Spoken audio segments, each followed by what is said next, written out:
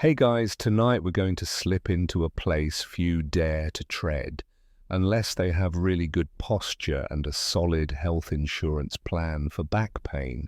We're entering ancient Egypt, but not as a glamorous priest or a jeweled queen lounging in lotus-scented baths.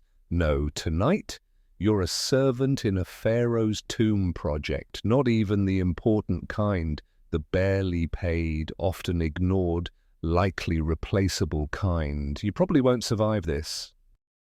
Now dim the lights, maybe turn on a fan for that soft background hum, and let's ease into tonight's journey together.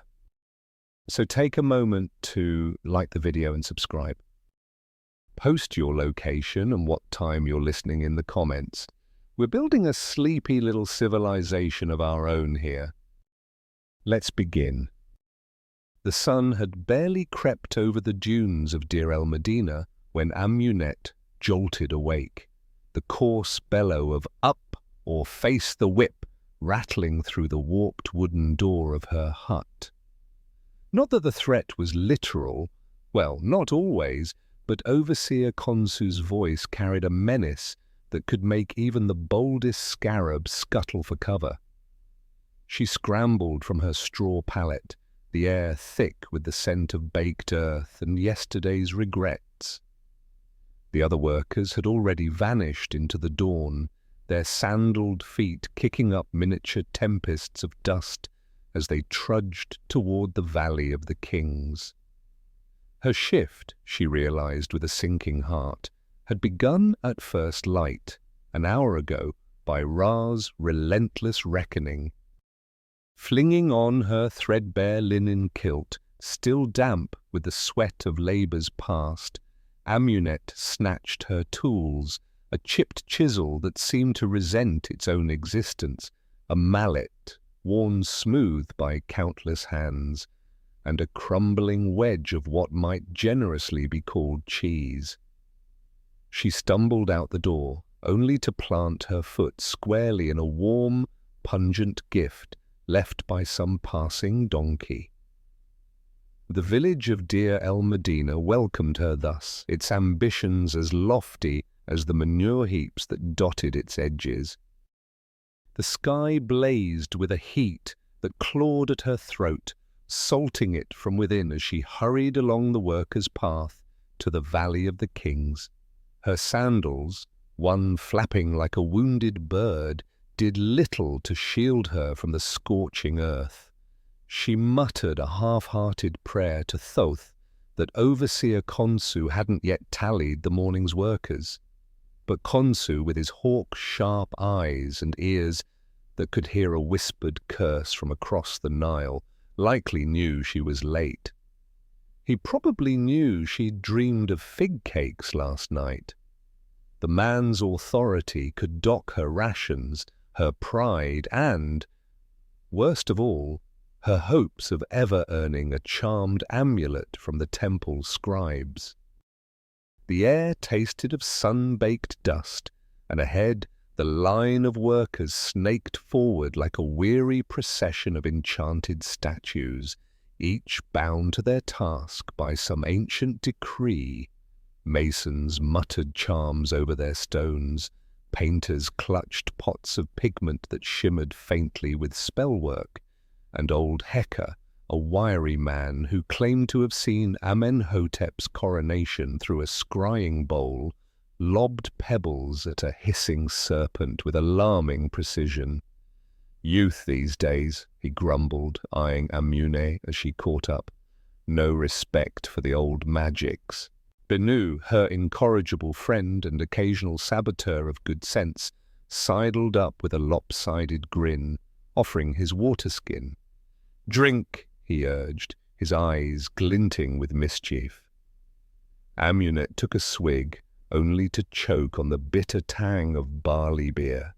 Breakfast, lunch, and apparently medicine in this sun-scorched land. "You're late," Bennu whispered, as if it were a grand jest. "Blame the stars, Mercury's in retro mummy, you know." She nodded sagely, for blaming the heavens was a safer spell than admitting she'd overslept. Scholars of the future might debate whether the workers truly believed the stars governed their fates or merely used them as an excuse for morning beer, but Amunet wasn't taking chances. The tomb's entrance loomed ahead, its half-carved pillars standing like sentinels under a curse. One bore a crack, caused, embarrassingly, by Amunet's ill-advised lean last week. She slipped inside, the air turning cool and damp, heavy with the scent of limestone and secrets. The faint tap of chisels echoed, mingling with a murmured prayer to Thoth for steady hands. Amunet's station awaited in the third chamber, a cavern meant for sacred offerings, but currently home to a clutter of dusty pots, some shattered, others whispering faintly with residual enchantments. As she began shifting rubble, a prickle danced across her neck. Someone was watching. She turned to find the scribe, perched on a stool far too fine for this gritty underworld, his quill scratching across a scroll as if weaving a spell of judgment. "Late again, Amunet," he said, his voice as dry as the desert above.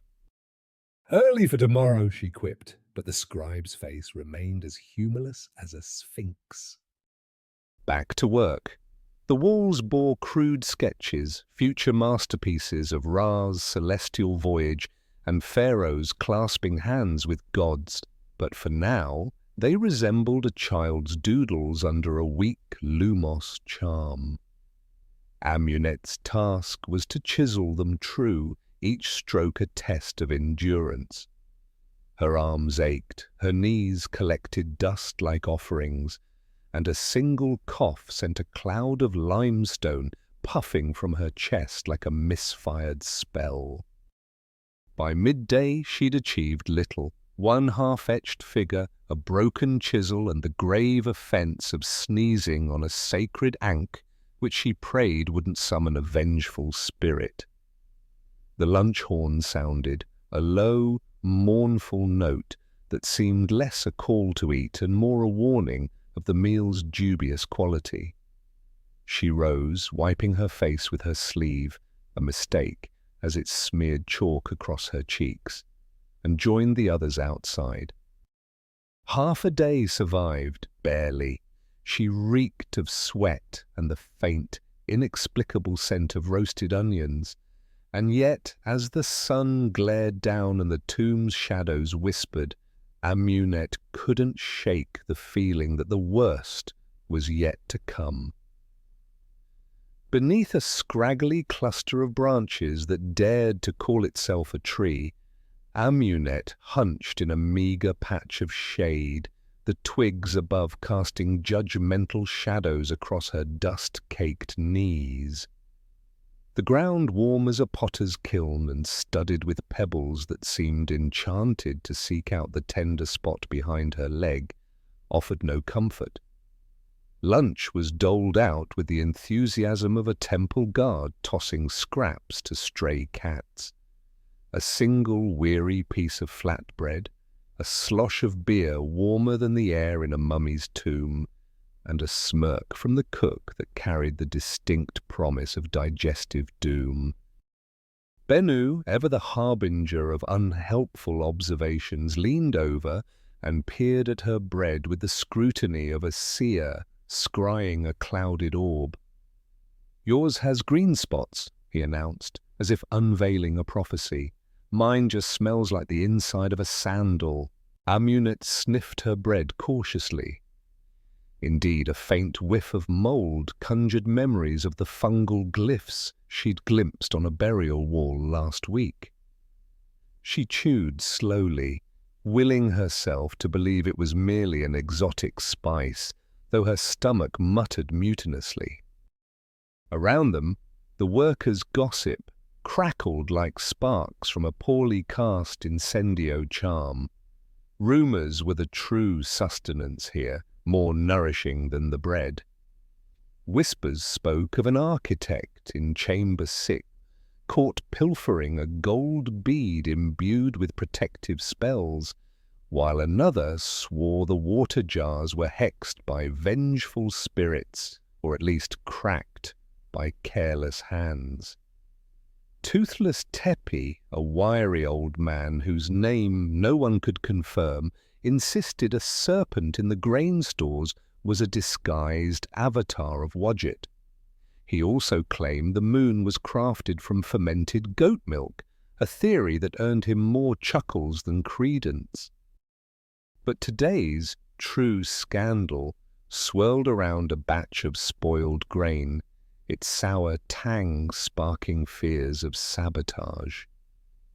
The head baker's cousin's daughter's neighbor, a figure as vague as a desert mirage, was the prime suspect. Amunet could scarcely keep track of the accusations, though they buzzed like scarabs in a jar. In the days of old, grain inspections were no trifling matter, as vital to the village as a charm against the evil eye. A tainted store could bring disease, famine, or, worst of all, a cut in rations, which, being paid in bread and beer, was akin to having one's livelihood transfigured into mouldy debt. Whether these checks were sacred rites or mere bureaucratic pageantry, Amunet couldn't say, but she watched, wide-eyed, as a grain inquisition unfolded mere feet away.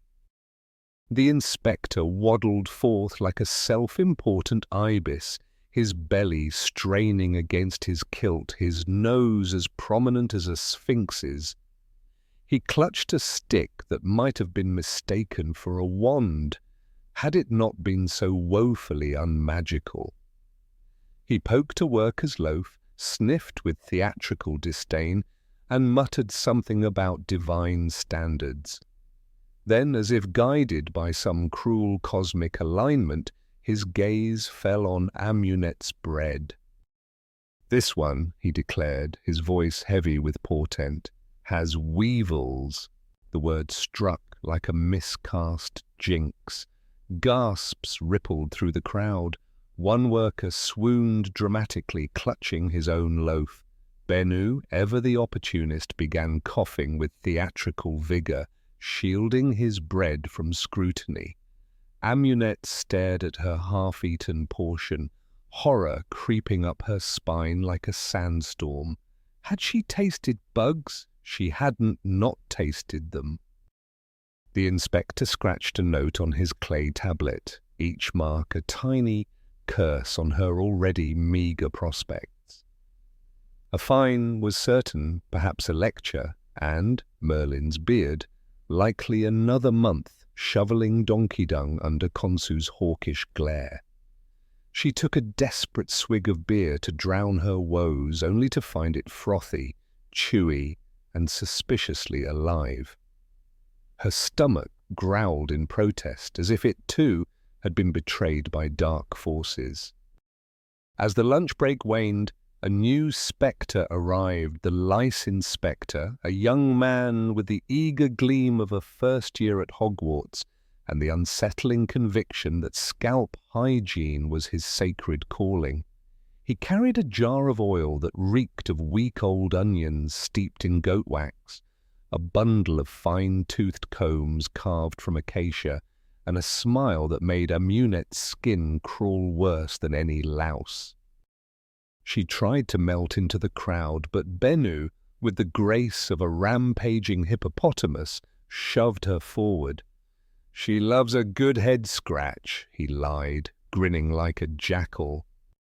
Amunet knelt, resigned, as the inspector peered into her hair as if searching for the secrets of the cosmos. He tutted, he gasped. And then, with the gravitas of a high priest pronouncing a curse, he whispered, "Nits, nits." A polite term for the crawling doom that meant no more chiseling sacred glyphs today. Instead, she'd be banished to the delousing tent. The inspector slathered her scalp with the foul oil, wrapping her head in linen with instructions to wait until the itching ceases. The itching hadn't begun, but her mind already prickled with preemptive misery. Her dignity, sensing defeat, slipped away like a wisp of smoke. Bennu offered a sympathetic nod, though he edged away, likely to protect his own scalp, or to stifle a laugh. Possibly both. There Amunet sat, swaddled like a poorly wrapped mummy, oil dripping onto the sand, pondering the choices that had led her here. She could have been a potter, weaving charms into clay, or a scribe, inscribing spells for eternity. Instead, she was a tomb servant, etching stories for sleeping kings, dodging falling stones, sidestepping curses, and now battling head lice. Across the way, a child servant darted past, shrieking with glee and clutching what appeared to be a severed doll's head. Though in this place one could never be sure. Someone lobbed a fig, missing the child and striking the lice inspector, who glared as if the entire camp had conspired against him. "This site is closed early," he bellowed, but the workers, accustomed to empty threats, merely rolled their eyes. As the shade retreated and the sun resumed its vengeful reign, the workers rose, brushing off crumbs and checking their tools with the half-hearted diligence of those who served a pharaoh long destined for the stars. Amunet followed, oil seeping down her neck, her stomach roiling from the cursed bread, and a nagging certainty that the day held stranger trials yet.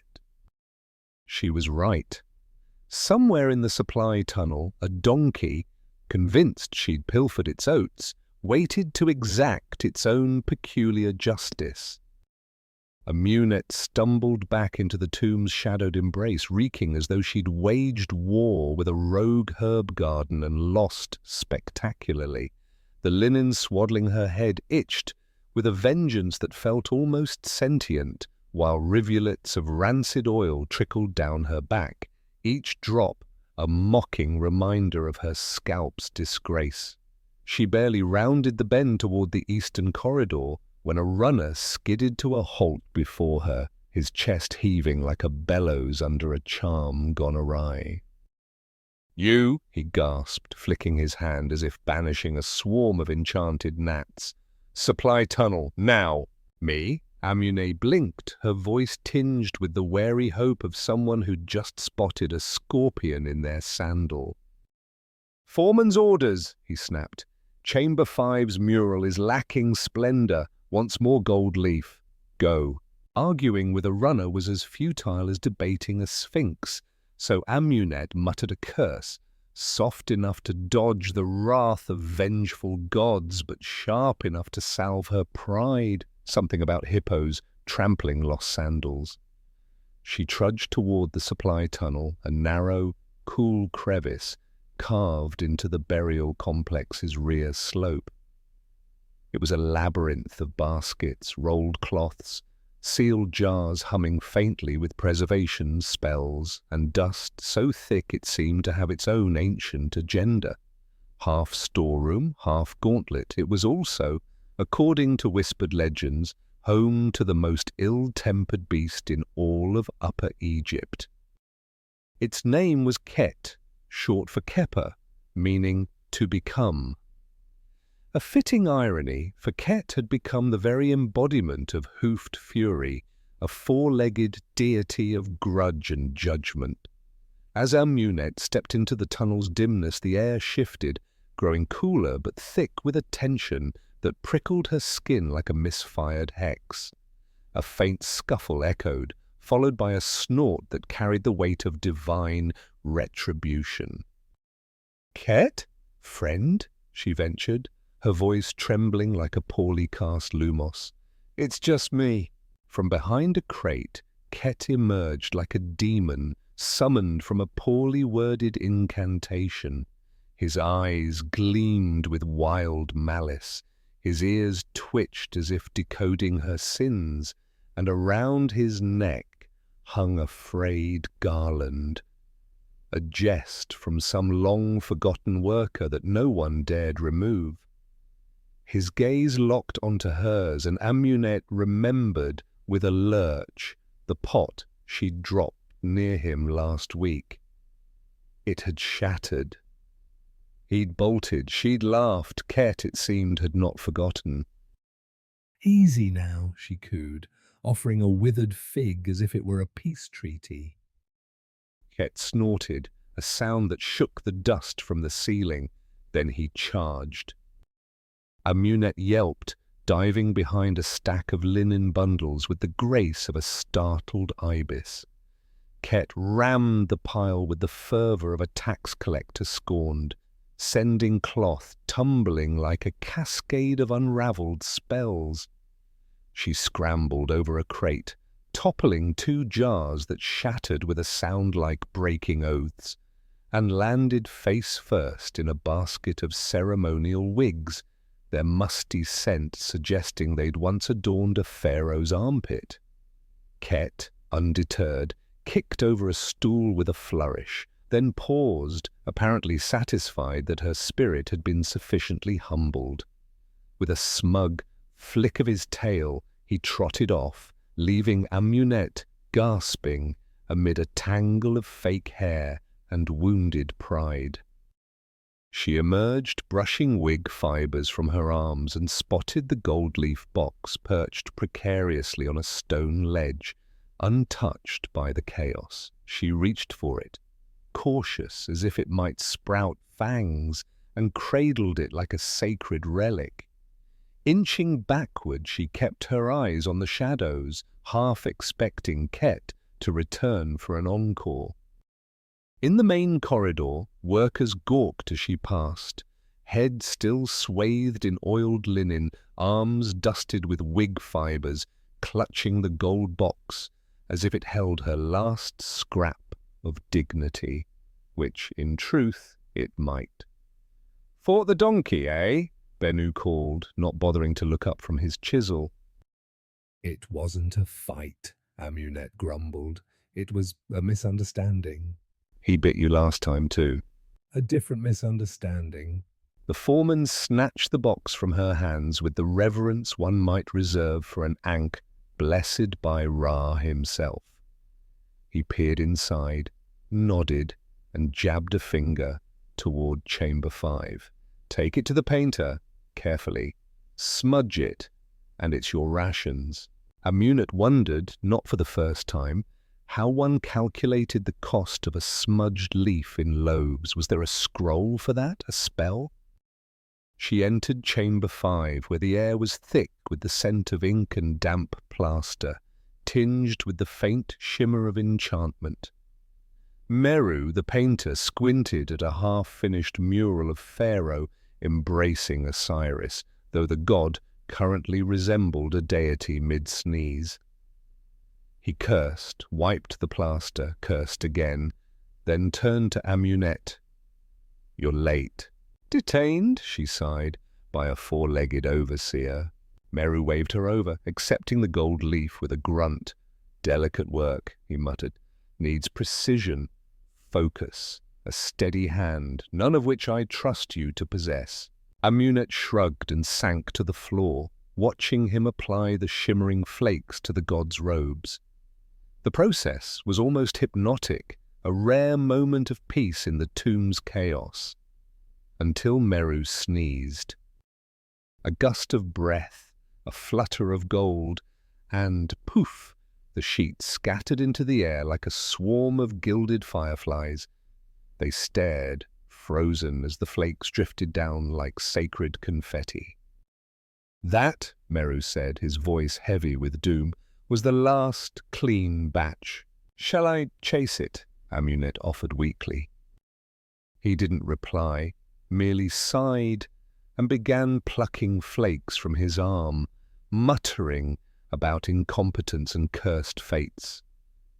Amunet backed away, excusing herself with the care of one fleeing a basilisk, and headed toward her next task, chamber cleaning. Surely, she thought, dusting statues and shifting pots would be simple. She was wrong. In Chamber 7, two scribes stood nose to nose, their shouts echoing like a duel of poorly aimed spells. Something about a missing brush imbued with just enough magic to make its loss a calamity. And, as Amunet's luck would have it, her name was about to be dragged into the fray. The shouting erupted before Amunet could even round the corner of Chamber 7, a cacophony sharp enough to wake a mummified cat. "You took it, Akhmim, you goat-kissing quillmonger!" roared a voice, followed by a retort. "I'd sooner curse my own ink than touch your wretched brush, you pox-hearted hysteric." Amunet froze in the shadowed corridor, torn between duty and the primal urge to flee. But hesitation, as ever, was her undoing. "You!" the scribes bellowed in unison, their voices harmonizing with the eerie precision of a misfired charm. She tried to melt into the darkness, but Pamu and Akhmim had already fixed their eyes on her, like jackals spotting a gazelle with a sprained ankle. Pamu, tall and bald as a polished obelisk, twitched with the nervous energy of a man who'd misplaced his wand. Akhmim, short and squat, glistened with the righteous fury of a bureaucrat denied his sacred papyrus. Their feud, Amunet knew, was older than the first cataract's retreat and twice as muddy. "I saw him with you at dawn," Akhmim hissed, pointing a trembling finger, whispering, plotting. "Probably bribed with beer," Pamu sneered, his lip curling. "Or a crust of bread, slightly charred. He'd sell Ra's own sun disk for a half-decent loaf." Amunet raised her hands, palms out, as if warding off a rogue hex. "Gentlemen, I'm just here to dust statues. Brushes, I don't touch them. Last one I sneezed on cursed me with hiccups for a fortnight." They ignored her, circling each other with swishing robes and flapping scrolls, like two owls squabbling over a particularly enchanted twig. In ancient Egypt, scribes were no mere scribblers. They were the anointed keepers of eternity, wielding quills as if they were wands, recording everything from grain tallies to the spells that guided pharaohs to the stars. A missing brush wasn't just a loss, it was a tear in the fabric of divine order, a scandal that could shame an entire dynasty. Whether their obsession stemmed from sacred duty or an unhealthy attachment to stationery, Amunet couldn't say, but the air crackled with their indignation. Akhmim jabbed a finger at her. "He delivered the gold leaf, didn't he? Bet he accidentally pocketed the brush too."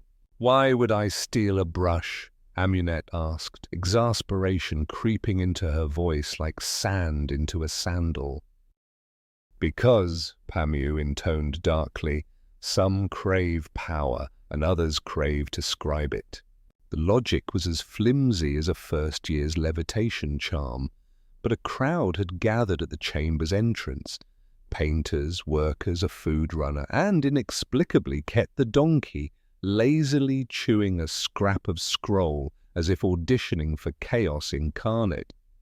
The scene teetered on the edge of absurdity. Akhmim demanded her head be shaved for inspection, as if lice could explain grand theft. Pamu called for a ritual bath to cleanse her treacherous soul. Amunet was seconds from bolting when a figure shuffled in, ancient and weary as a sphinx after a long shift. The overseer of scribes, a man whose eyes hadn't sparkled since Thutmose III was in swaddling linens. He squinted at the chaos, sighed with the weight of a collapsing pyramid, and said, "Check your sleeve, Pamu." Pamu blinked, then fumbled in his robe. Out tumbled the missing brush, its bristles winking accusingly in the torchlight. A silence fell, broken only by a stifled cough, possibly laughter, possibly dust. "I see," Pamu murmured, brushing lint from the brush as if it had betrayed him personally. It must have lodged itself there. Lodged. Your sleeve, Akmim snarled, is a lying serpent. The overseer waved a hand so skeletal it might have been borrowed from a tomb. Back to work, all of you, especially you. His bony finger jabbed at Amunet, who slunk out, muttering about divine injustice and the scars of false accusations. Outside, Bennu found her crouched behind an amphora, licking fig paste from her fingers with the ferocity of a scorned deity. You look like someone hexed your entire lineage, he observed. They thought I stole a brush, she grunted. A brush. Could be worse, Bennu said, smirking. Could have been blamed for the flood. Amunet frowned. What flood? His grin widened, you'll see. The commotion hit her before she reached the main corridor. Shouts, the slosh of water, a scream that might have been a scorpion's victim but was merely panic in high notes. A painter barreled past, eyes wild. The tomb's flooding! What? Amunet blinked. Water! Everywhere! We're cursed! He wailed, arms flailing like a man escaping a swarm of enchanted bees. In the antechamber, chaos reigned. A shattered ceramic jar lay at the heart of it, water pooling across the floor like a spilled potion. Tools bobbed aimlessly, scrolls curled in soggy protest. A nobleman stood nearby, drenched and seething, muttering about defiled sanctity as his kilt clung to him like a humiliated ghost. The culprit, it seemed, was a water carrier who'd dropped a sealed jar while flexing for a visiting priest. The priest had shrieked, the jar had burst, and the water had gushed right beside the ritual chamber, no less, sparking whispers of a curse. Whether such floods were omens or mere mishaps, the fear was as deep as the Nile's darkest currents. Amunet stepped forward, cautious as if crossing a cursed threshold. It's just water, she said. No curse. A gasp. A painter dropped his brush. The nobleman hissed, his eyeliner sharp enough to cut through stone. You dare defy the sacred signs? Amunet faltered. Interpret them with a skeptical heart? The nobleman's eyes narrowed to slits, a feat made more impressive by his coal-lined glare. Then, with the grace of a drunken hippopotamus, he slipped on the wet floor, landing with a thud that echoed like a thunderous jinx. The chamber froze. Chet the donkey peered in from the corridor, chewed once on his scroll scrap, and turned away, as if declaring this timeline beneath his dignity. Amunet, predictably, was blamed, again. As she mopped the sacred water with a scrap of linen, possibly torn from her own head wrap, she wondered if there existed a job in Egypt free from divine wrath, errant brushes, or judgmental livestock. There wasn't, not for her.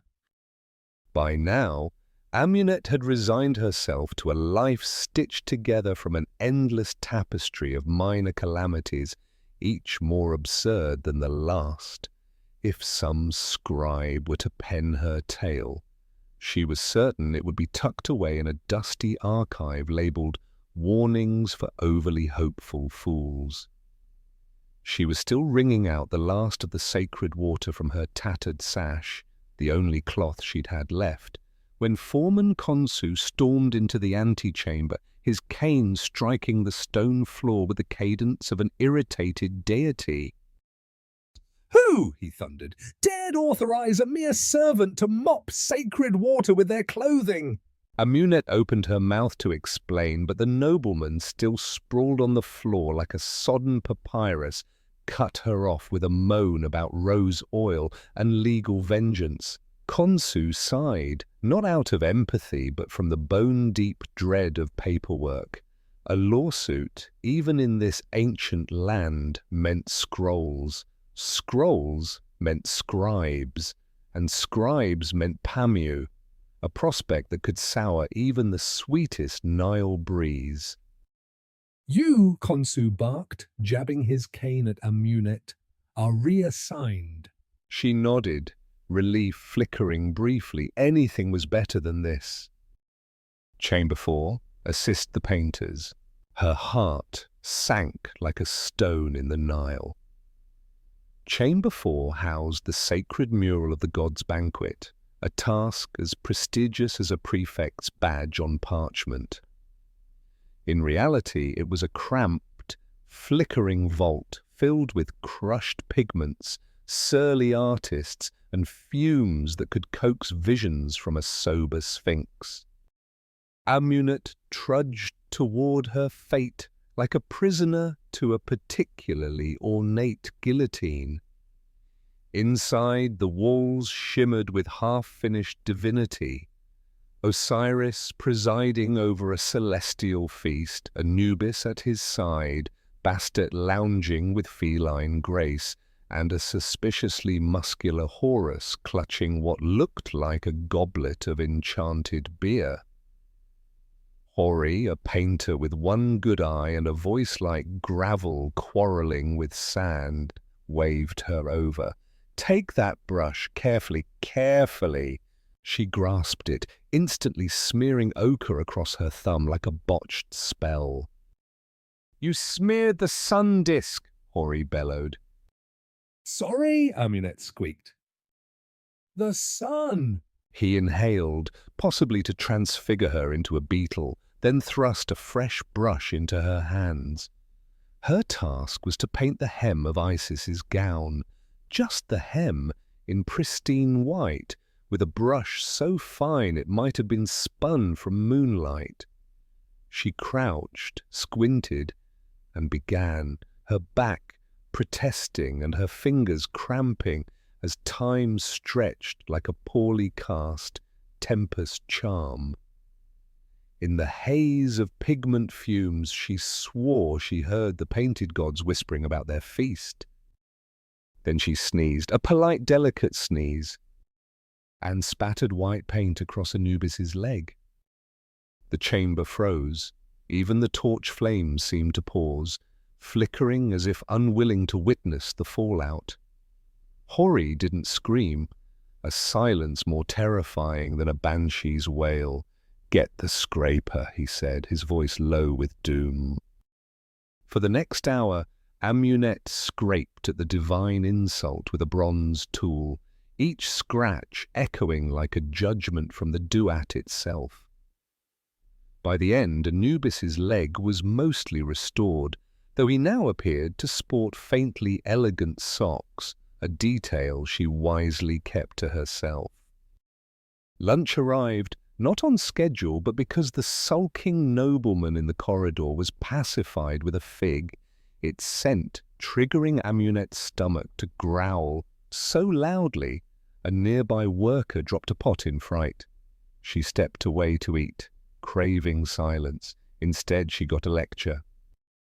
A priest, thin as a wand and twice as rigid, loomed over her as she chewed. "You there," he snapped. "Are you versed in ritual posture?"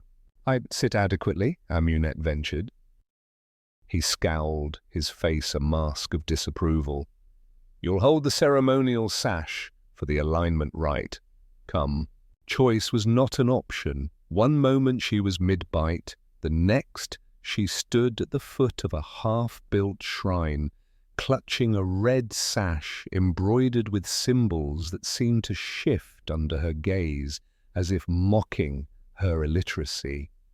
"Stand still," the priest barked. "This binds chaos itself. Drop it and we'll all perish, or worse, misjudge the equinox." Amunet nodded, froze, and stood rigid as sweat trickled and her arms numbed. She thought wistfully of better days. There were none. "Hey, nice sash," a familiar voice whispered. She turned, Bennu grinning like a jackal who'd dodged a hex. "What are you doing here?" she hissed. "Helping," he said. "Also hiding from the lice inspector. He's getting personal." "Silence!" the priest roared. Amunet stifled a laugh, her shoulder twitching. The sash slipped, grazing a ceremonial jar and knocking its lid askew. From within, a mouse, small, startled, and improbably loud, leapt onto the priest's foot. Screams shattered the sacred chant. The sash fluttered to the floor like a fallen standard of defeat. Amunet was promptly banished from the rite, ancient curses ringing in her ears. Reassigned, again, she was sent to the animal chamber to guard the sacred cat, a creature whose gleaming eyes suggested it was already plotting her downfall in 3 minutes' time. No one met Amunet's eyes as they banished her to her latest task, as if acknowledging her existence might curse them with her luck. The priest, his face a mask of disdain, merely pointed to a shadowed antechamber off the tomb's main artery and muttered, "Guard the cat," as if it were a trifling errand, as if it were fit for a soul with dreams, feelings, and a scalp still stinging from its oily disgrace. Amunet stepped into the chamber and beheld her charge, Meket Rey, a sleek, golden-furred feline perched atop a woven mat, as if she ruled the entire necropolis, which in truth she did. This was no ordinary cat, but the pharaoh's favored temple guardian, blessed by Bastet herself, adorned with a collar of lapis beads that glinted with divine authority. Her eyes, sharp as charmed daggers, fixed on Amunet with a slow, disdainful blink. Amunet bowed, feeling faintly ridiculous. Meket Rey yawned, her disinterest a decree. Her task, they'd said, was to keep the sacred cat comfortable, entertained, and, most critically, confined to the chamber. No wandering, no climbing the sarcophagus, and under no circumstances no escapes. Amunet sank cross-legged onto the mat, her presence promptly ignored as Meket Rey began grooming with the precision of a ritual spell. Minutes dragged like a poorly cast time-turner, sweat beaded on Amunet's brow. Then, silent as a shadow under a silencio charm, Meket Rey darted straight out the door. Amunet scrambled up, cracking her head on the lintel with a thud that echoed like a dropped cauldron. She tore after the cat, who moved like a wisp of enchanted smoke, weaving between workers' feet, dodging baskets, and vaulting clay jars with the grace of a feline aura. "She's loose!" a painter bellowed. "The sacred cat is free!" cried another. "The gods are watching! Look pious!" someone hissed, as brushes clattered and workers struck reverent poses. Amunet chased her down a corridor, past a baffled embalmer clutching a jar of natron, under a line of funerary linens flapping like spectral banners, and through a cluster of painters toppling a bowl of ochre that splattered like a burst potion. At last she cornered Meket Rey in a niche near the burial shaft, where the cat sat, tail twitching, eyes wide with theatrical innocence. "Come now," Amunet whispered. "Be reasonable." Meket Rey yawned, as if to say reason was beneath her divine station. Amunet inched forward. The cat allowed her to draw near, then bolted again, streaking straight into the overseer's office. Amunet hesitated. That room was forbidden, a sanctum of tax tablets, performance scrolls, and a bust of the pharaoh's grandmother that glared with the ferocity of a basilisk. She stepped inside, heart pounding, just as Meket Rey leapt onto Foreman Khonsu's lap, circled once, and settled like a queen claiming her throne. Khonsu looked down at the cat, then up at Amunet, his gaze heavy with judgment. Somewhere thunder rumbled, or perhaps it was her soul crumbling. "She likes you," he said, his voice dry as desert sand. I think she was trying to kill me, Amunet replied, breathless. "She likes that too." He lifted Mekhet gently, set her on the floor, and fixed Amunet with a stare. "Take her back. If she escapes again, you'll be scrubbing offering bowls until Ra himself retires." Amunet nodded, scooped up the cat as if she were a sacred relic, and carried her back to the chamber. She closed the door, collapsed beside Mekhet, and endured a single, mocking purr.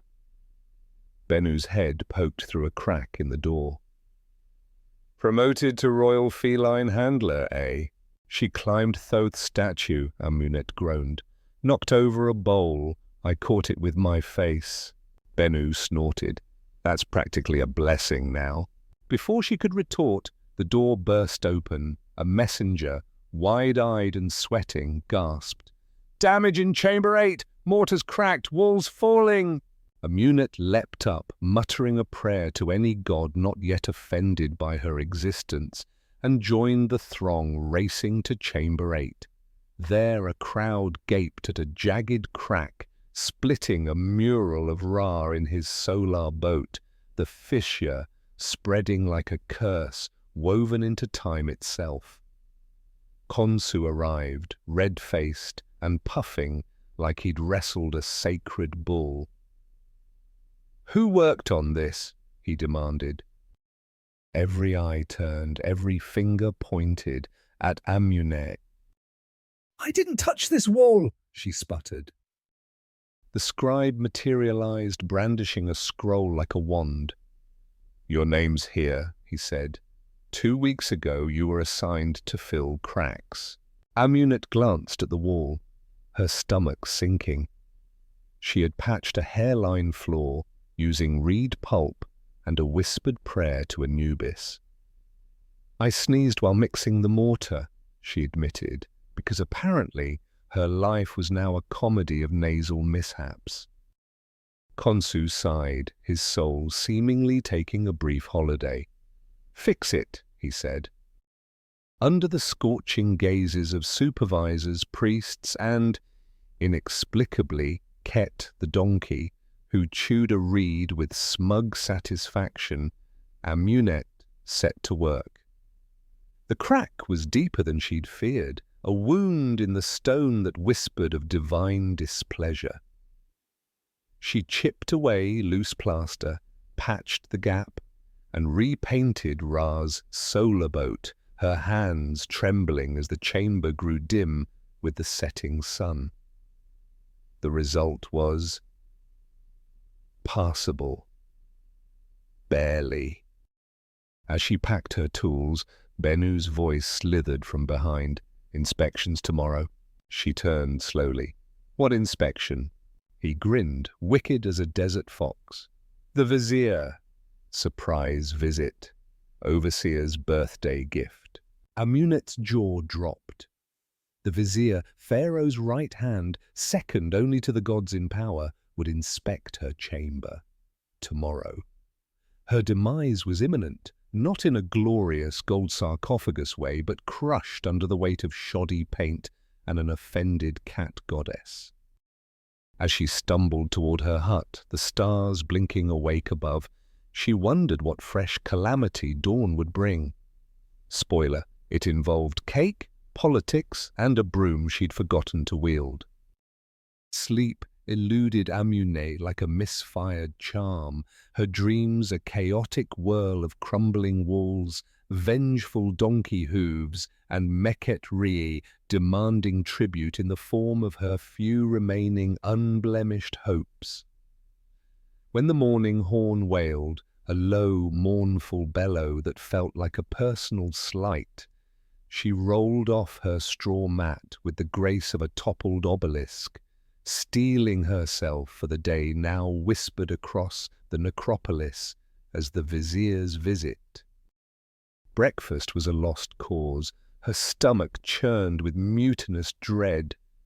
Bennu, ever unhelpful, tossed her a withered fig as she staggered past. "Smile for the vizier," he chirped, grinning like a jackal who'd dodged a hex. Amunet responded with a groan that could have been scored in D minor, a sound of pure existential despair. The tomb site buzzed with a tension sharper than the usual bureaucratic hum, a frenzy of divine-level spring cleaning. Workers donned their least stained tunics, the air thick with crushed myrrh and palpable panic. Statues were polished with such fervor that their noses seemed at risk of vanishing entirely. Even Ket, the donkey, brushed to a glossy sheen, stood smugly in a corner, his garland gleaming as if he knew he outshone them all. Amunet hated how well he pulled it off. Foreman Khonsu orchestrated the chaos like a general before a siege, barking orders with a cane that seemed to hum with authority. "You! Hide those tools! You! Patch that crack! You!" His glare landed on Amunet. "Sweep your corridor. It looks like Set sneezed in there." She seized the broom, a pitiful stick with delusions of grandeur, and set to work on the corridor near Chamber 8, the very one she'd repaired with her dubious mortar-mixing skills the day before. Each sweep raised clouds of dust that sparkled faintly, as if mocking her with enchanted motes. At noon, the vizier arrived. No fanfare heralded him save for a nervous teenager's overly enthusiastic flute solo that squeaked like a startled ibis. Yet the entire site froze, workers striking poses of exaggerated diligence as the vizier stepped forward in a pristine white robe, lapis lazuli necklaces glinting like protective charms. His entourage, a scribe, a food taster, and a tiny man clutching a cushion for reasons unknown, trailed like a procession of solemn shadows. His face, serene as polished granite, suggested he hadn't smiled since the Nile last flowed on schedule. He stopped, his eyes, sharp as a falcon's, fixed on Amunet. She realized with a lurch that she'd been sweeping the same spot for 20 minutes, polishing the floor to a hazardous sheen. "Name?" he asked, his voice smooth as a sacred pool. Panic erased her mind. Me?" she squeaked, sand swirling where her thoughts should have been. Khonsu swooped in, sweating as if he'd run from Memphis. "This is a most dedicated worker," he stammered. "Very hands-on." The vizier nodded, slow and deliberate, then gestured to Chamber 8. "Show me." Amunet led the way, her heart pounding like a ceremonial drum in the hands of a clumsy acolyte. The vizier's footsteps were silent, regal, and unmistakably judgmental. Inside, he inspected the wall, her wall, with its hastily patched crack and Ra's solar boat teetering on the edge of divine disapproval. Paint flakes seemed to quiver under his gaze, threatening to peel out of spite. He stared, she stared, the wall somehow stared back. Then, without a word, no praise, no curse, he raised an eyebrow and departed. Khonsu exhaled so forcefully he nearly collapsed. "That's good," he whispered, as if she'd passed a trial by dragon. "The best we could have hoped for." Amunet slumped against the wall, the broom clutched like a talisman, her hands trembling from the weight of survival. But the day wasn't done. It was Khonsu's birthday, which, in the language of tomb servants, meant a carefully orchestrated feast of offerings, dubious delicacies, and the threat of another flute solo. Tables sprouted outside the tomb, laden with bread, dried fish, and enough beer to tempt a curse. The centerpiece was a cake, less a confection, more a lump of date paste, drizzled with honey, adorned with two fig halves for eyes that stared accusingly. They called it festive. Amunet called it a lie. The workers sang, their voices a painful clash of enthusiasm and wrong keys, like a choir of tone-deaf hippopotami. One offered Khonsu a writing reed, another presented a painted figurine of him, its features only slightly warped. Amunet, giftless and panicking, thrust forward her broom. "My finest tool," she lied, voice cracking. Khonsu stared. The crowd stared. The broom seemed to wilt under the scrutiny. Then he laughed, a single, sharp snort that echoed like a minor miracle. "You're lucky I'm in a good mood," he said. "Now sweep the offerings platform. I want it clean enough for Ra's own sandals." Amunet obeyed, sweeping with the fervor of someone dodging divine wrath. Amid the dust, the half-drunk painters, and the scent of myrrh, a strange sensation flickered, not joy, not triumph, but survival. She'd endured the vizier's gaze, Meket Ray's escape, a mouse-fueled ritual disaster, Ket's vengeance, cursed bread, and a wall that mocked her very existence. As the sun dipped behind the limestone cliffs, painting the sky in hues of enchanted gold, Amunet leaned her broom against the wall and plucked a fig eye from the date cake. It tasted of regret, yes, but also of figs, and that, for now, was enough. Dawn crept over the horizon like a reluctant tax collector, slow, unyielding, and utterly unwelcome. Amunet's back throbbed in ways that suggested her spine had taken up abstract sculpture as a hobby, and her kneecaps felt as though they'd been ground into desert gravel.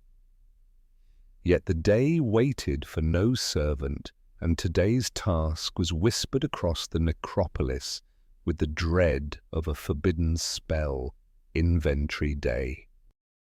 Inventory Day was when scribes, Pamu chief among them, swooped into the storerooms like papyrus-wielding vultures, counting every tool, brush, and bowl with the fervor of a divination professor charting the stars.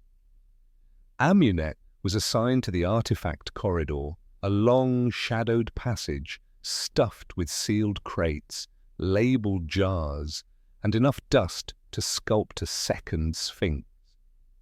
Flickering oil lamps cast her shadow in a dozen directions, each one seeming to tisk at her incompetence.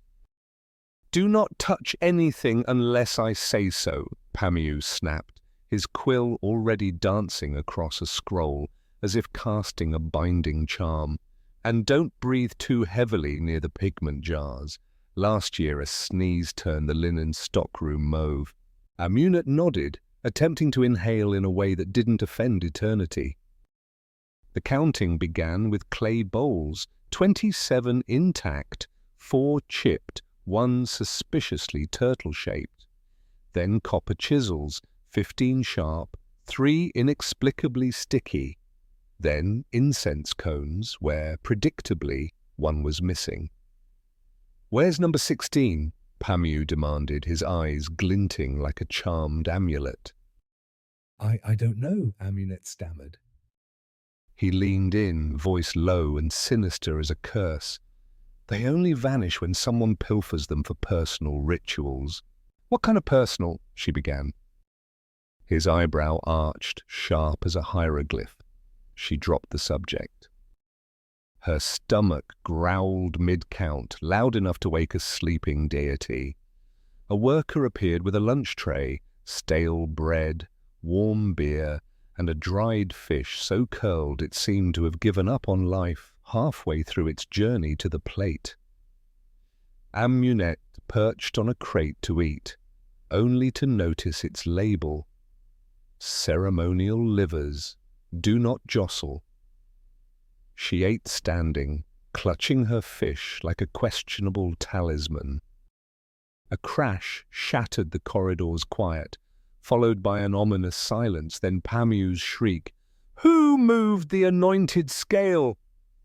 Amunet rushed over to find a scene of pure pandemonium, a toppled shelf, shattered jars, a scribe tangled in linen like a poorly wrapped mummy, and the sacred scale of Ma'at, used to weigh souls, teetering on a crate's edge. "You jostled the crate," Pamu roared, pointing at her. "I was eating bread," Amunet protested, mouth still full. "Don't lie with crumbs on your chin." Amid the chaos, the scale tipped. Amunet lunged, time slowing as if under a tempest charm. She caught it, the feather of truth wobbling, but holding fast. A collective gasp filled the air, followed by silence. An assistant scribe whispered, "She's chosen." Amunet considered leaning into it, declaring herself the feather whisperer, founding a cult. But Khonsu strode in, his glare as heavy as a collapsing obelisk. "Get out," he said, pointing. "Chamber 2 now." She didn't argue. Chamber 2 was an unfinished storeroom of funerary goods, statues, canopic jars, ceremonial furniture, and a perplexing item labeled "Possible Divine Hat Stand, TBD." Her task was to organize offerings by category, a dull but mercifully quiet job. She was grateful until the whispering began. Not human whispers. No, these came from the statues. Amunet froze, straining to hear. Nothing. Then, a dry, sibilant hiss like limestone sharing secrets. She backed away from Isis's statue, bumped into Thoth, and toppled a stool with a clatter that echoed like a dropped cauldron. The statues stared, their painted eyes gleaming with judgment, or perhaps it was the resin fumes or the paint dust clouding her mind. She muttered an apology to no one, then to everyone, just in case. The lamp sputtered out, plunging the chamber into darkness as thick as a tomb's curse. Amunet didn't scream. Her sound was heroic, a blend of hiccup and desperate prayer. She fumbled toward the door, colliding with 3 gods, a table, and possibly the divine hat stand, emerging into the lit corridor where Bennu stood, grinning. "Did you, fall into the afterlife?" The statues were whispering, she muttered. "Cool," he said. "Lunch?"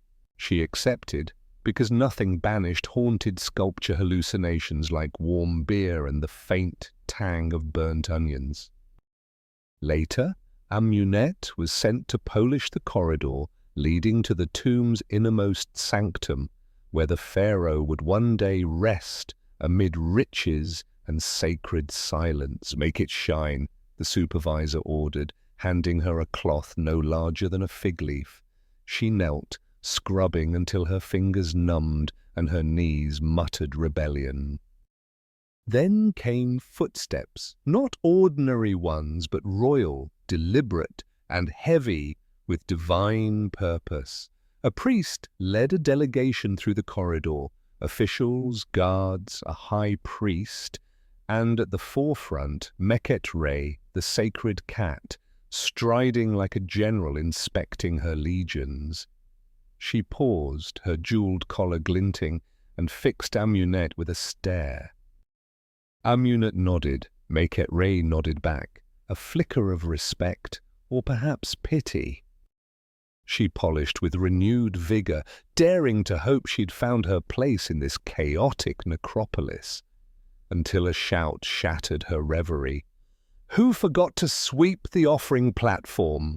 Amunet closed her eyes. Of course, her broom, her duty, forgotten again. Amunet sprinted toward the offering platform like a scarab fleeing a charmed broom, sand kicking up in her wake as her legs wobbled like jelly wrapped in frayed linen. Her mind raced, rehearsing an apology that was little more than sorry in various shades of desperation. The platform was a disaster, strewn with crushed petals from the overseer's ill-fated birthday revelry, a scattering of fig stems, a suspicious feather, and, most alarmingly, a single, unmistakable donkey hoofprint. She didn't dare ponder how Ket had left his mark here. She seized her broom, its handle now bent like her own battered resolve, and swept with the fervour of one whose job dangled by a thread spun from cat hair and bureaucratic ire. The sun blazed overhead, sweat dripped from her nose, and she could almost feel the gods chuckling from their celestial perch. "I told you to sweep this yesterday," Foreman Khonsu growled, materializing like a sandstorm with sandals. "I did," Amunet protested. "Just not thoroughly." He scowled, his face a map of divine disapproval. "Define thoroughly." Emotionally committed, she ventured, not necessarily effective. Khonsu grunted, muttering about reincarnation and his hope that she'd return as a cracked chamber pot, then stalked off. Amunet swept faster, her broom kicking up clouds of dust that shimmered like enchanted motes. A gust of wind, hot and imperious as a slap from Ra himself, roared in from the valley. Its scent offering feathers spiraling skyward, toppled a clay jar of perfumed oil and wrenched the broom from her hands, sending it clattering into a ceremonial basin. She retrieved it, now dripping and glistening like a cursed relic, and resumed sweeping, smearing as much as she cleared. The air reeked of gardenias and existential dread. A voice rang out from the tomb's entrance. "Where is the one tasked with guarding the sacred scroll?" A priest stormed toward her, his robes billowing like an enchanted curtain. Were you not instructed to oversee the transfer of the Osiris scroll to the sanctum?" Amunet froze, broom dripping. "I was sweeping." "That was 2 hours ago," he hissed. She tried to explain, the platform, the wind, the hoofprint, but he waved her words away like pesky gnats. "You're lucky it's intact," he snarled, leading her to a side chamber where the scroll rested on a pedestal, unattended and practically glowing with divine significance. "If this had been stolen—" "I'm not sure I was told," Amunet mumbled, reaching for it with the caution of one handling a sleeping cobra. "You were on the list," the priest snapped. "Everyone says I'm on lists," she muttered. "I never see them." The scroll was heavier than expected, wrapped in gold thread that hummed with ceremonial power. She cradled it, half reverent, half terrified, as the priest barked, "To the inner sanctum, no stopping, not even if Ra himself taps your shoulder." Amunet nodded, vowing no detours, and navigated the tomb's corridors, dodging every chance to trip, sneeze, or breathe near anything valuable. The scroll pulsed faintly. She hummed back, spark of importance kindling in her chest. Then Bennu appeared, arms laden with linen bundles, grinning like a jackal who'd dodged detention. "Sacred delivery, eh?" he whispered. "Scroll?" She nodded tightly. "Scroll. Can I touch it?" "No. Just a little—" "No."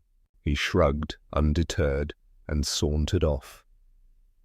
Amunet reached the sanctum, where oil lamps cast a golden glow and incense hung thick as a charm.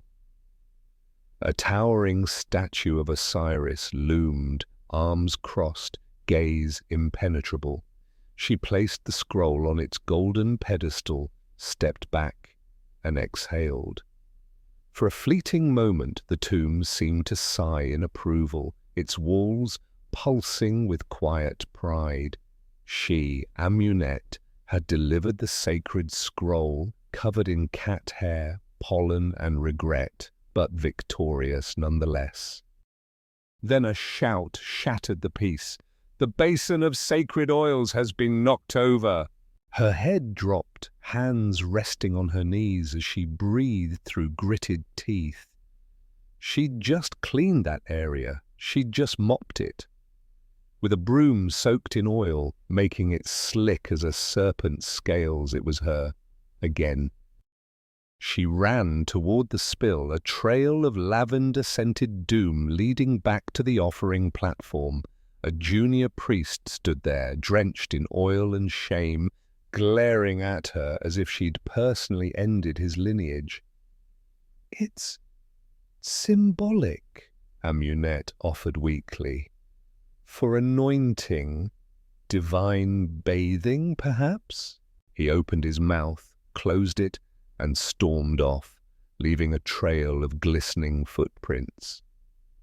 Khonsu reappeared, saying nothing, merely staring at the mess, then at her, then at the sun, as if contemplating her sacrificial potential.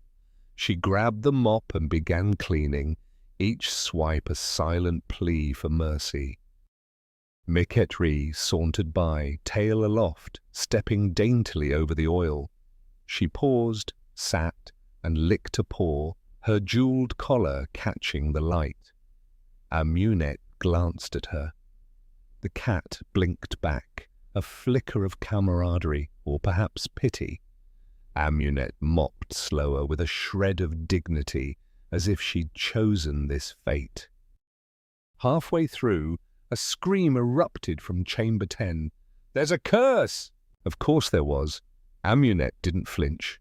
She grabbed her broom, now her constant companion in calamity, and marched toward the chaos, ready to face whatever fresh disaster the gods had conjured. Amunet no longer ran. She marched, broom in hand, like a battle-weary aura approaching yet another cursed skirmish. Shouts of fainting spells echoed through the tomb. One worker claiming his leg hair had risen in defiance of gravity, while a painter sobbed into a jar of lapis blue pigment, convinced the gods were exacting vengeance. All signs, they whispered, of a curse. In Chamber 10, the scene was as theatrical as a misfired hex. Torches flickered as if caught in a spectral panic. Workers huddled in a muttering knot, chanting prayers to every deity in the pantheon.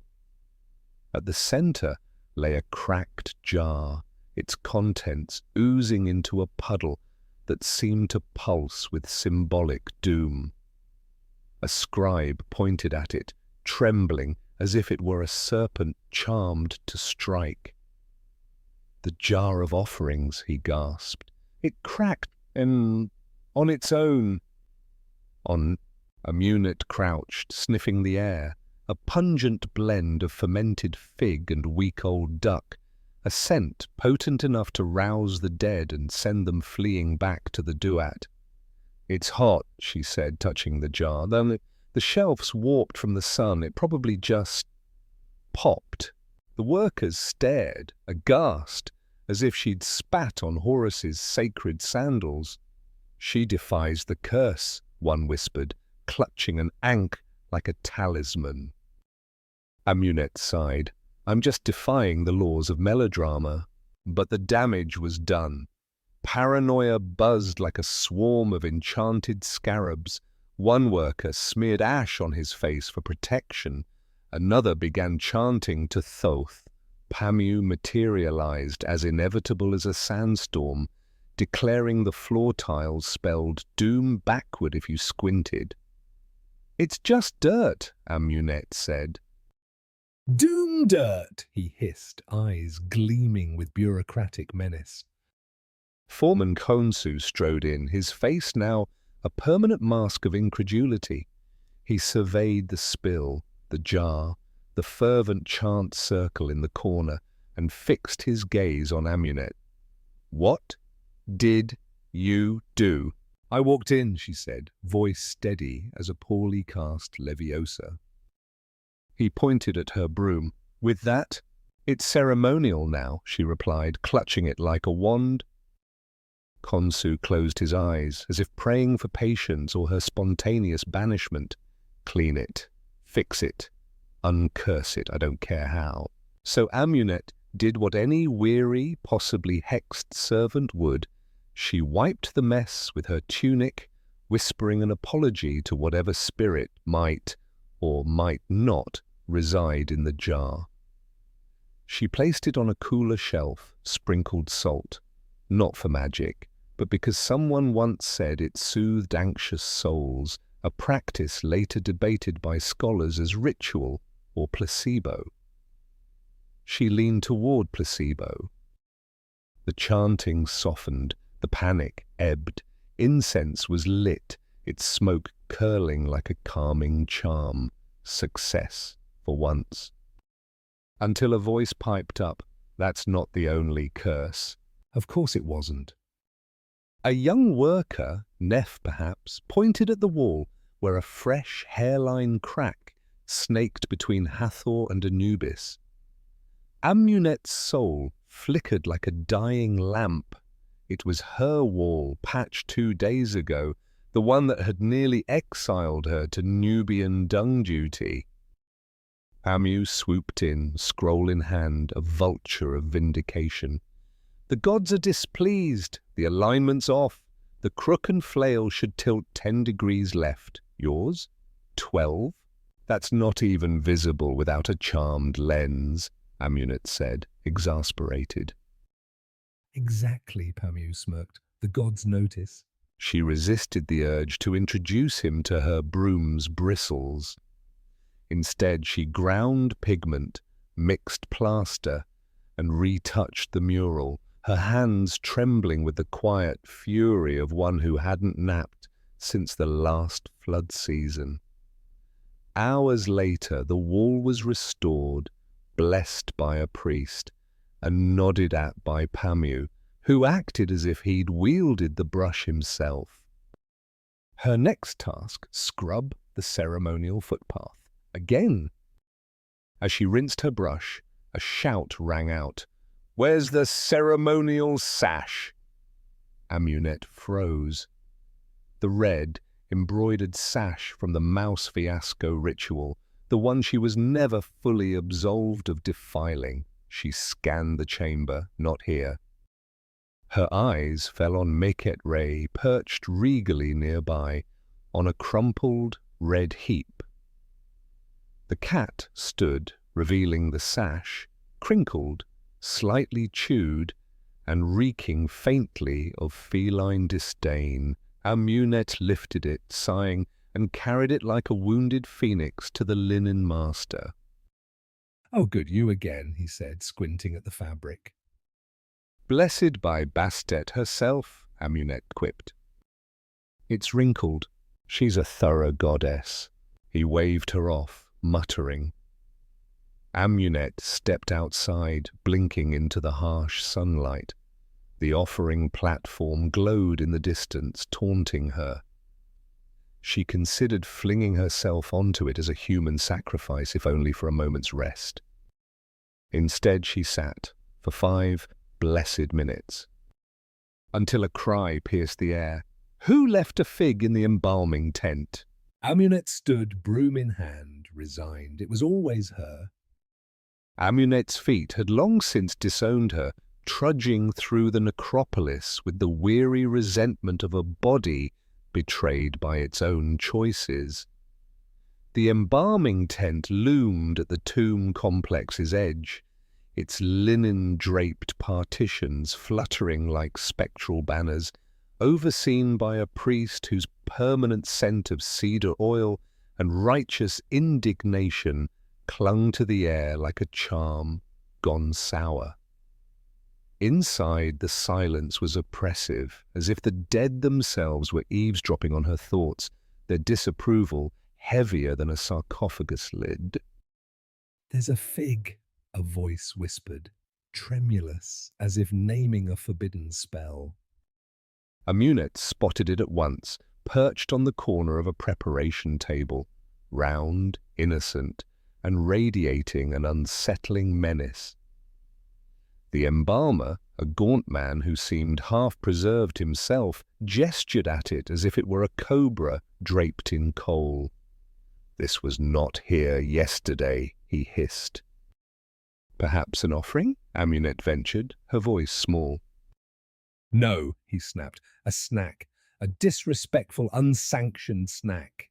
She nodded solemnly. "I'll remove the fig." The priest gasped as she reached for it. "I haven't purified it," he cried, as if she'd proposed defiling a shrine. "It may have absorbed energy." "Of course. Enchanted figs." Amunet waited as he waved incense over the fruit, chanting what sounded suspiciously like a reversed grocery list. With a curt nod, he signaled the all clear. She lifted the fig, squishy, warm, and inexplicably soul-crushing, and asked, "What now?" "Bury it," he growled. "Bury a fig," she echoed. "Would you prefer to be buried with it?" She trudged outside, clutching the fig like a cursed amulet, and pondered if this ranked among her week's strangest tasks. It barely cracked the top 5. Behind the storage tents, she dug a small hole with a chipped chisel, laid the fig to rest, and patted the sand. "May your afterlife be squishy and unproblematic," she muttered, half expecting a deity to take offense. Bennu materialized from behind a pillar, grinning like a jackal who dodged detention. "Heard about the fig?" "Of course you did," Amunet sighed. "Word is it screamed. It squished." "They say it whispered," he pressed, eyes gleaming. "Curses, poor choices, something about beans." She turned and walked away. The linen mistress intercepted her, brandishing a badly folded tunic like a battle standard.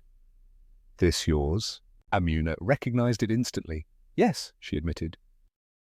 "It was on Sekhmet's statue," the mistress said, eyes narrowing, "tied around her neck like a scarf." Amunet blinked. "Why would I—" "You tell me." "It must have fallen from my basket," she tried. "It was knotted." Amunet had no answer. For the next hour she scrubbed Sekhmet's statue with a cloth soaked in sacred water, muttering apologies to the goddess of war and healing, whose stone eyes seemed to promise neither. The task done, she was sent to Chamber 9 to aid the carpenters, a welcome reprieve. Wood, at least, didn't judge or demand fruit burials. The chamber brimmed with half-finished funerary furniture, beds, chairs, chests, each carved with glyphs that shimmered faintly, as if imbued with minor enchantments. Amunet was handed a jar of resin and told to coat a funerary bed's legs. She knelt, brushed, and inhaled fumes that made her feel both enlightened and itchily unmoored. "You missed a spot," the carpenter grunted, though she hadn't. He just liked saying it. Hours dragged, her hands sticky, her knees fused to her tunic by resin, the floor dusted with her regrets. Then the ground trembled, a low, ominous rumble. Amunet froze. The carpenters froze. A crack split the air as a chunk of ceiling plummeted, landing inches from her foot. Panic erupted. "It's a sign!" one shouted. "The tomb is angry!" cried another. Bennu burst in, breathless. "Earthquake!" They scrambled outside, only to find no earthquake, just Ket, the vengeful donkey, hauling a supply cart far too large, far too fast, with a child clinging to his back, shrieking with glee. Someone had lost control of the supply line. Ket had claimed his freedom. The cart crashed into a low wall, spilling limestone tiles into the sand. Ket trotted off, tail high with triumph. Amunet was handed a shovel. She began cleaning again as night fell and lamps flickered to life. The priest of scrolls passed, sniffed, and muttered, "Smells like cursed donkey." She sank into the sand just for a moment until a voice called, "Have you checked the wall in chamber 3? I think it's weeping." Amunet closed her eyes. Of course it was. The tomb itself seemed to weep for her endless shift. Amunet trudged toward chamber 3 with the weary resolve of a soul no longer cowed by death, only by the looming spectre of paperwork. The word weeping rang in her ears like a poorly timed incantation conjuring visions of damp stone or paint runoff. What she didn't expect was a crowd gathered around the wall as if it were staging a divine melodrama titled Tears of the Gods. "There," a painter declared, pointing with the gravitas of a seer unveiling a prophecy, "beneath the eye of Horus." Amunet followed his gaze. A glistening trail of moisture crept down the wall, catching the torchlight like a tear shed by a heartbroken deity. She reached out, touched it, and found it sticky. A cautious sniff confirmed it. Honey. The crowd gasped. "Divine nectar," one cried, dropping to their knees in a whispered hymn to Hathor. Pamiu materialized, as inevitable as a sandstorm, scribbling furiously on his scroll and muttering, "Historic, miraculous, possibly marketable." Amunet, however, traced the trail upward, spotting a poorly sealed jar wedged between ceiling stones, its contents dribbling like a slow curse. She clambered up the scaffolding, retrieved the jar, half full and sticky as her own regrets, and called down, "It's just a supply jar. Someone stashed it and it leaked." A collective groan rose, the crowd deflating like a festival float, revealed to be a camel in a wig. Glares followed, one worker muttering about heretical skeptics. Amunet handed the jar to a passing labourer. "Kitchen, use a lid next time." She leaned against the wall, one hand on her hip, the other rubbing her eyes, when a soft tap grazed her shoulder. She turned to find Meket Rey, the sacred cat, her jeweled collar glinting like a charmed amulet. In her mouth dangled a scroll fragment, torn, chewed, and bearing the high priest's seal. "Where did you get this?" Amunet whispered, heart sinking. Meket Rey turned, tail aloft, and trotted off. Amunet followed, chasing the cat through corridors, past linen racks, and around an embalmer locked in a heated dispute with a bewildered goat. The chase ended in a hidden alcove where, behind a pile of broken baskets and a sandal older than the pyramids, lay a cache of scrolls. 5, some sealed, some cracked, all unmistakably forbidden. Amunet stepped back, her breath catching. This was bad. Stolen scrolls are bad. Head on a spike, bad. "You're framing me, aren't you?" she whispered to Meket Rey, who merely licked a paw with divine indifference. She reported the find at once because while she was clumsy, late, and possibly cursed, she wasn't foolish. Foreman Konsu listened, squinted, nodded, and muttered. Those had been missing for months. No praise, no reward, just the absence of punishment, the highest compliment in this dust-choked world. Back at her station, Amunet found it flooded. Again, perfumed oil pooled across the floor, leaking from a ceremonial lamp she'd bumped while carrying the honey jar. She stared at the mess, then at the lamp, then at her oil-slicked feet, and screamed internally, a silent wail that could have rivaled a banshee's. She mopped, reeking of flowers and failure, as Bennu sauntered by, chewing something suspiciously like a salted lizard. "You know," he said, "I think the tomb likes you." Amunet glared, incredulous. "Think about it," he continued, grinning. "Every break, leak, or collapse, you're there." "That's not a compliment," she snapped. "No," he said, "but it's consistent." She mopped faster, the sun dipping low as night cloaked the necropolis. Her next task was to repair a wall painting in Chamber 6, alone with a torch and a pot of pigment that smelled of fermented melon and artistic despair. From the scaffold she gazed across the tomb complex, silent, dark, its torches flickering like timid fireflies. Shadows moved, not ominous, just busy, ever busy. Then came a sound, a groan, low and dry as ancient bones. Amunet froze. It came again, closer from the darkness below. "Hello," she called, her voice trembling like a poorly cast lumos. "Nothing." She descended, brush in hand, and followed the noise around a corner, past Anubis's statue, toward the sealed entrance of the burial chamber. Another groan, heavy with age. A figure emerged, swathed in linen, dragging one foot, groaning louder. Amunet screamed, tripped, and fell backward, her brush skittering across the floor. The figure paused, unwrapped its head, and coughed. It was Heka, the ancient worker who napped in the linen stores, claiming the dead were quieter neighbors. "You all right, girl?" he rasped, squinting.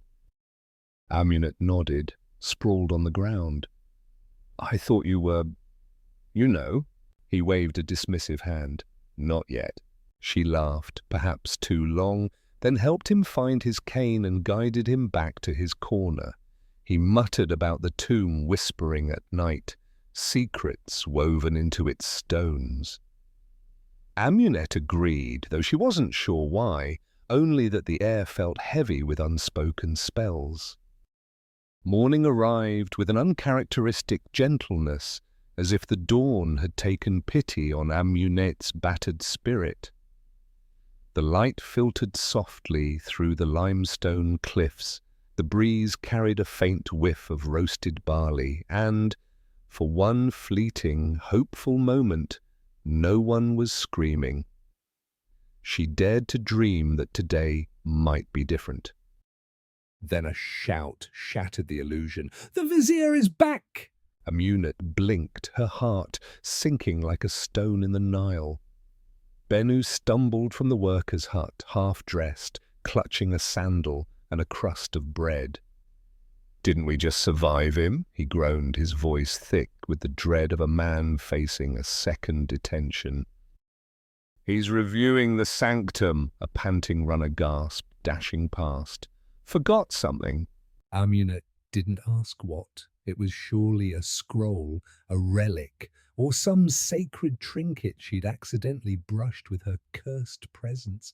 There was no time to speculate. Foreman Konsu was already barking orders like a man who'd lived this nightmare too many times to enjoy it.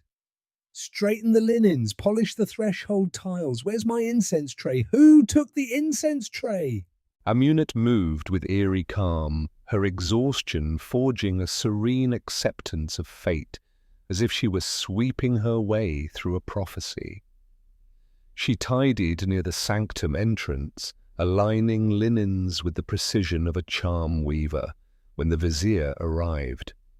His white robe gleamed, his lapis lazuli necklaces shimmered like protective wards, and his aura of dignified disapproval silenced the corridor. He pointed at the floor. "That tile is crooked." Amunet glanced down. It was by a hair's breadth. "The heat," she said. "It bends everything." "Even excuses," he replied, one eyebrow arching like a drawn bow. She crouched, adjusted the tile, and held her breath as he entered the sanctum, trailed by 3 assistants, 2 priests, and a gaunt official clutching 12 scrolls as if his soul depended on them. Amunet hovered near the doorway, unsure if breathing in his presence might violate some sacred edict. Then it happened. The vizier approached the wall, the twice-cracked, thrice-cursed mural she'd painstakingly repainted. He stared, his gaze heavy as a sphinx's. He reached out, touched the surface, and nodded. A deliberate, "I acknowledge this with minimal disdain" nod. Inside, Amunet's soul threw a festival complete with imaginary harps and a dancing scarab. She didn't cheer aloud. Such boldness might summon Ket, but her heart sang. The inspection continued, priests answering with rehearsed grace, one assistant swaying from standing too rigidly. The vizier turned to leave, pausing by Amunet. His eyes flicked to her broom. "Still sweeping?" "Someone has to," she said, shrugging. His mouth twitched, a smirk, fleeting but real, as if his face had briefly forgotten its duty to solemnity.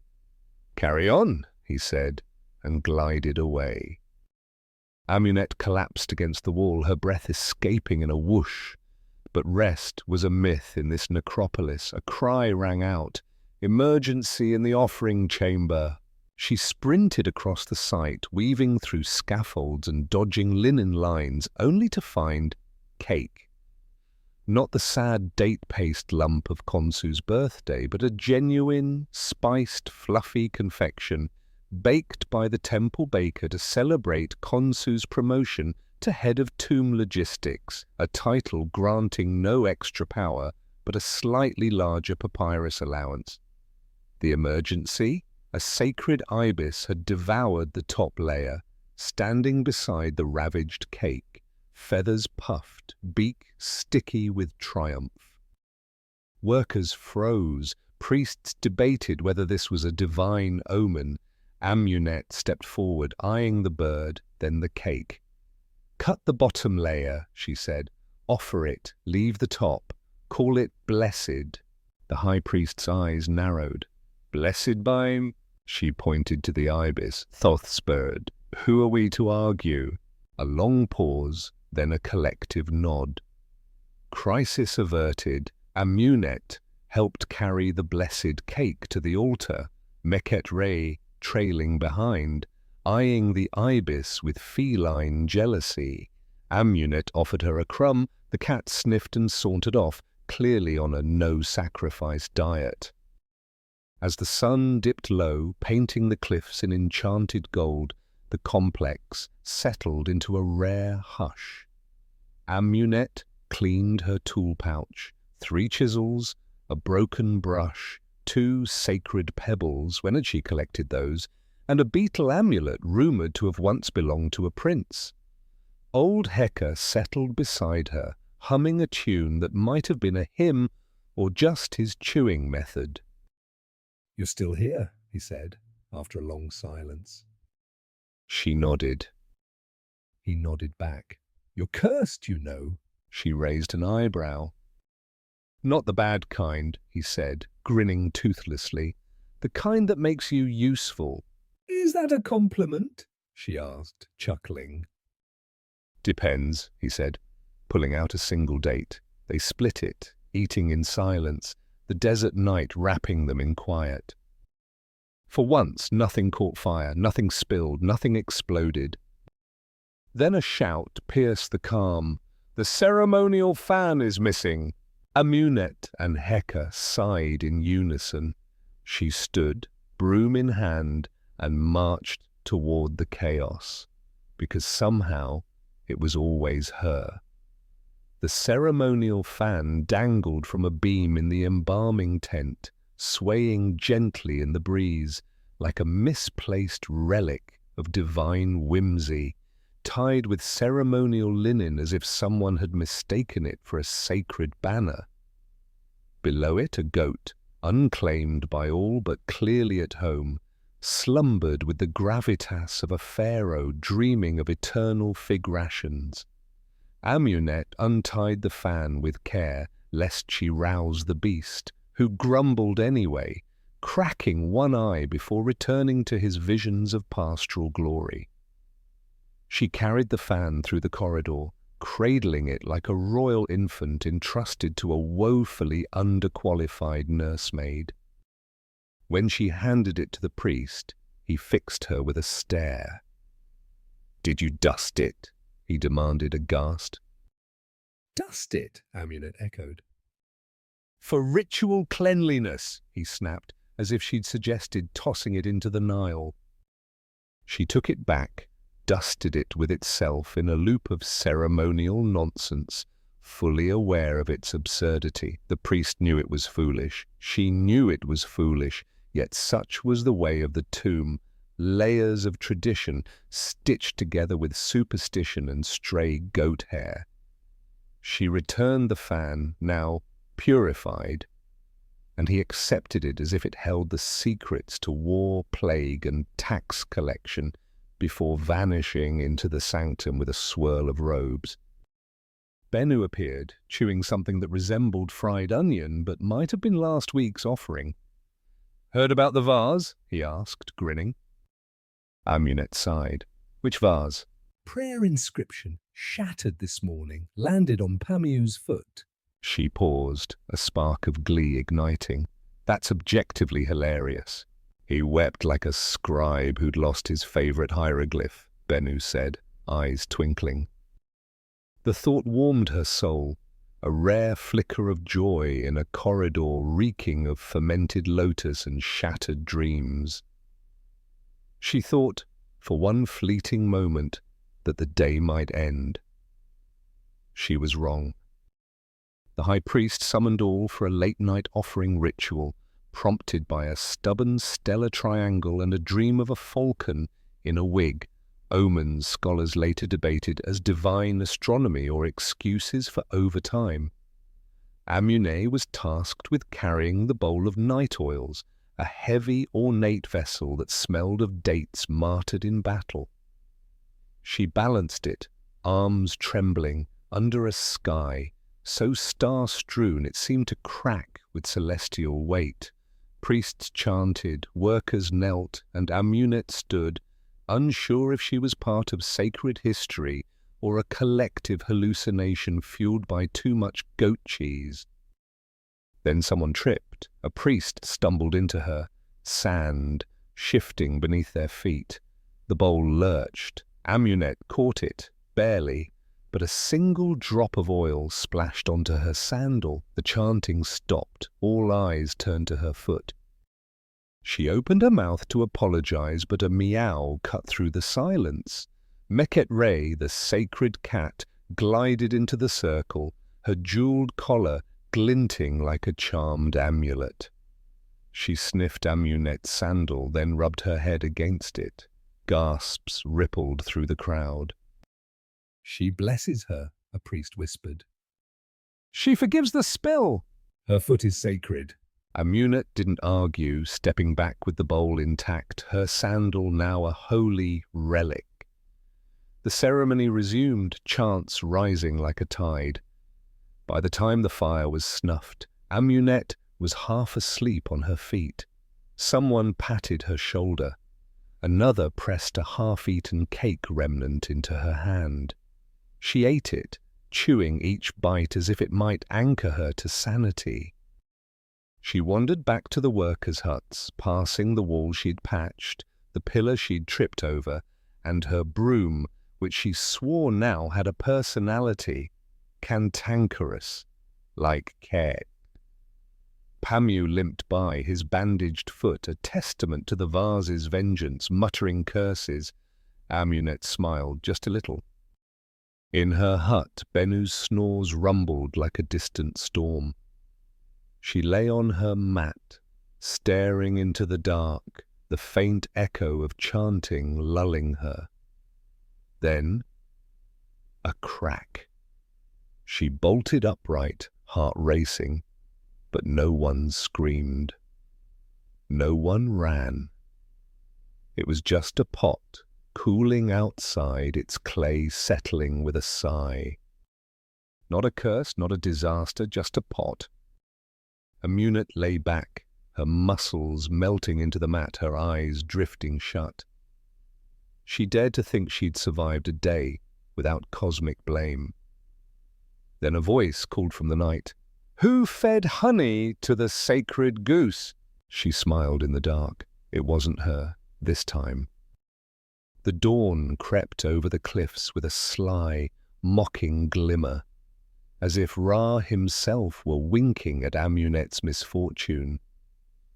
She woke with sand gritty in her mouth, oil slick on her elbows, and the absurd knowledge that her foot, her ordinary, oil-stained foot, was now a minor deity to 3 junior priests.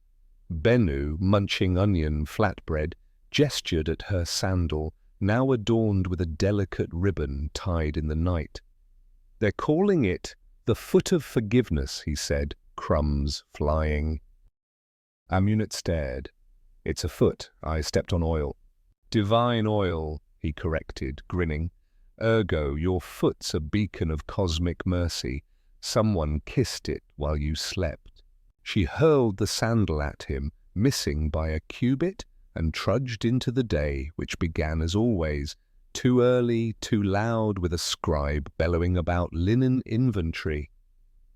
She tried to vanish among junior workers sorting broken amphorae, their shards clinking like a poorly tuned charm.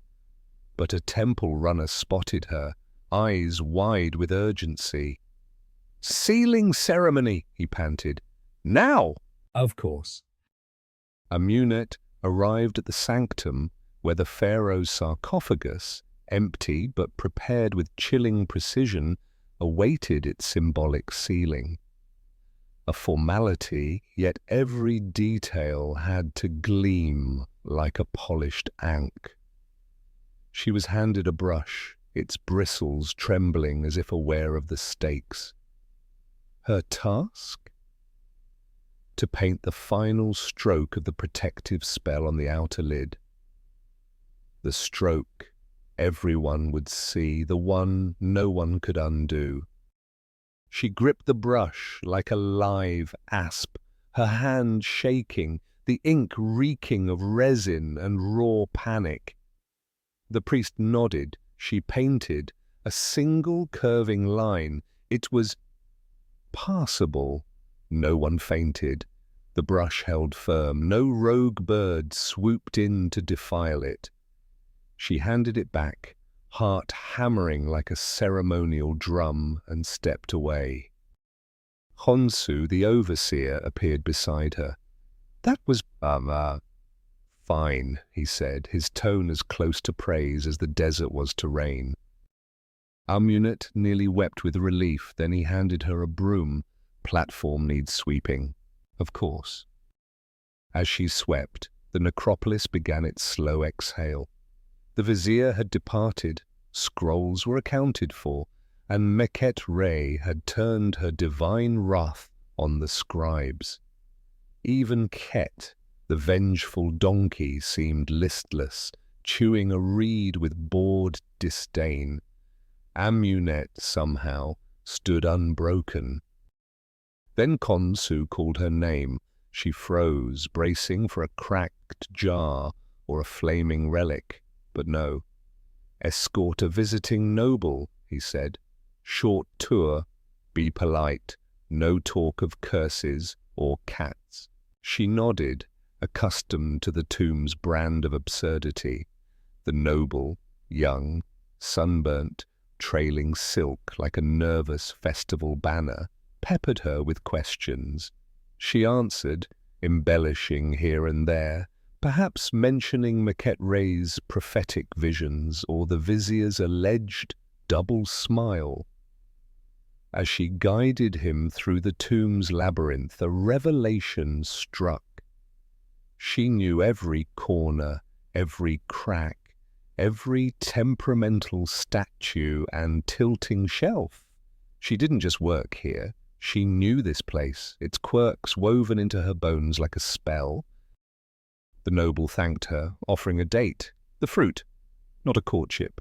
She accepted, its sweetness a small victory. Bennu appeared, arms crossed, chewing something suspiciously green. "Did you just give a tour?" I guess I'm experienced now, she shrugged. Asking for a raise, he teased. They laughed, the sound echoing off the cliffs. In Deir el Medina, the only raise was in blood pressure. That evening, the workers gathered under a full moon, its light bathing the site in silver. A reed flute trilled, joined by a song about a frog wed to a statue. Nonsense, but no one cared. Amunet sat with Heka, who pressed a small jar into her hands. "For the foot," he said, grinning toothlessly. She opened it. Oil, fragrant, but not sacred, a gesture of quiet kindness. She looked out over the necropolis, its patched walls, moody statues and flickering torches. She'd survived missing tools, honey leaks, donkey rebellions, fig burials, and the foot of forgiveness. For once she felt not cursed, but tethered, as if the tomb had claimed her as its own. A cry rang out. "Help with a broken offering bowl!" Amunet didn't move. Another worker answered, their footsteps fading into the night. She leaned back, arms behind her head, and closed her eyes. The desert hummed, the stars watched, and she slept, truly, deeply, untroubled by curses or cats. As the torches dimmed to a faint, amber glow, their flicker casting shadows that danced like weary spirits, the footsteps of the necropolis faded into silence. A breeze, soft as a whispered spell, swept through the valley, brushing stone and sand with equal tenderness, carrying the gentle hush of a world still carving its eternity. Amunet lay back on her straw mat, muscles aching with the weight of 1,000 small battles, eyelids heavy as temple doors. For once no voice bellowed her name. Ket, the donkey, slumbered, his grudge forgotten. The scrolls sat neatly stacked, their secrets safe. Meket curled near her feet, her jeweled collar glinting faintly, granting a rare truce with a soft, merciful purr. The tomb itself seemed to breathe, not with the ominous weight of curses or the clamour of chaos, but with the quiet exhale of a place that had absorbed beauty and blunder, ritual and ruin, laughter and labour, all pressed into its walls like pigment ground into plaster. Its stones held the echo of her hands, sweeping, patching, carrying, each mark a silent hymn to her presence. Amunet had survived another day in the Pharaoh's tomb, a servant amid its grandeur. Her name would not grace the songs of bards, nor would her face adorn a temple frieze or rest beneath a golden mask. Yet she was here. She had shaped a chamber, caught a scroll, earned the vizier's nod, a fleeting triumph but hers. In a place built to defy time, her footprints mingled with the dust that settled each night, a quiet legacy etched in the margins of eternity. It was enough. So rest now, Amunet, you weary, oil-scented, half-sacred soul. Let the linen wrap your shoulders like a gentle charm. Let the stars above the valley weave their light into your dreams. Let tomorrow wrestle its own cracked jars and wayward cats. Tonight she was safe, tonight she was still.